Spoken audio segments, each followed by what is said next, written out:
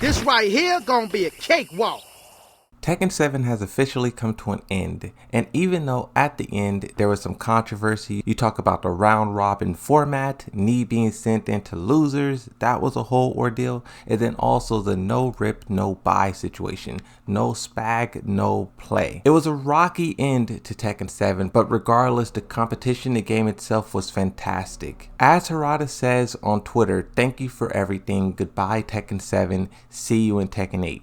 We're entering in a new chapter, a new era, but you gotta keep in mind, a lot of the old shenanigans is going to carry over. A lot of the old garbage is going to follow. During the Tekken Talk for the Tekken World Tour, the developers said something that was very interesting to me. They announced that the demo for Tekken 8 will be getting an update, and also the full release version of the game will have that same update as well, because the demo has been out for quite some time. I don't know, like 3 weeks, 4 weeks, I don't know. But players have discovered a lot, whether it be bugs, glitches, and even on the side of accessibility. There's been a lot of things that players been doing, cracking the game, cracking players. There's been this whole thing where you can switch Devil Jin for Kazuya on the main menu screen. It's been absolute chaos, and the developers have been sitting back and watching it all. They didn't really go into the details as for what they will be updating, what they will be changing, but what they decide to do will be super important, because this will basically show us what Tekken 8 is going to be all about.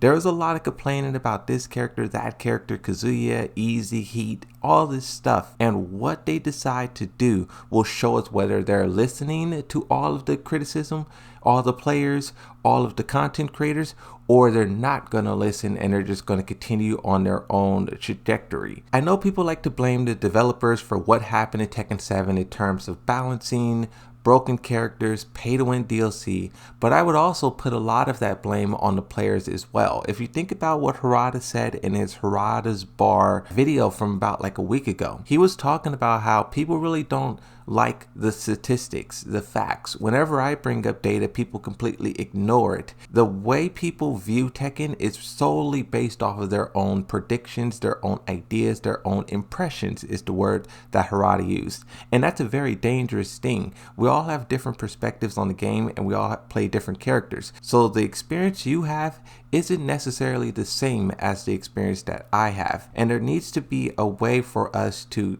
explain our shared experiences with the developers, and then how will they go about picking and choosing from that.